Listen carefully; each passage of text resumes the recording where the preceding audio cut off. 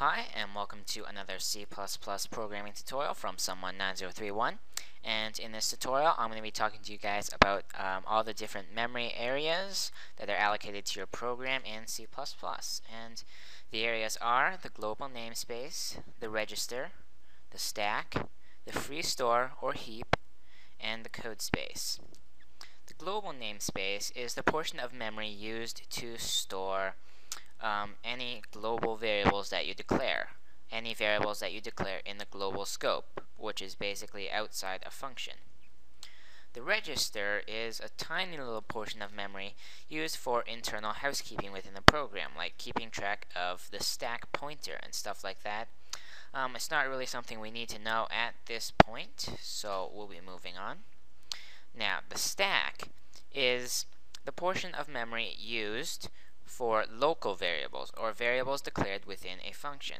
When you declare a variable inside a function, it goes onto the stack if you don't explicitly tell it not to.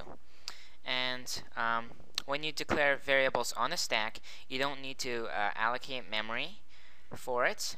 The memory is automatically allocated, and as soon as the function returns or ends, all the memory allocated and all the variables that you have created on the stack will be automatically deleted. And sometimes that's good. It means you don't have to get in there and allocate that memory and then delete it or deallocate it after you're done with it. It automatically does that for you. But it also means that local variables, as soon as the function ends, they're just gone. You can't use them in other parts of your program because they've been deleted as soon as the function ends. So that's where the free store comes in.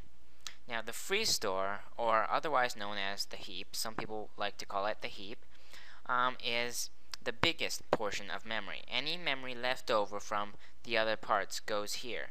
And the free store is basically sort of like a giant warehouse.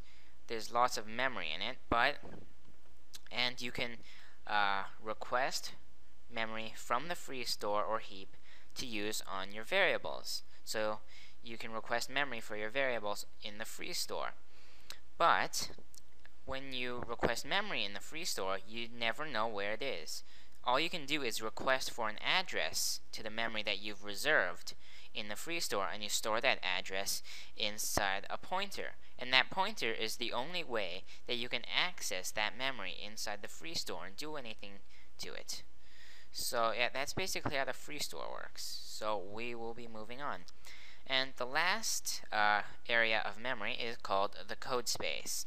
And as you can probably tell, because it's pretty obvious, the code space is the portion of memory used to store the binary equivalent of your code, of your C++ code. So basically, it's just the area of memory that stores your code, or the instructions.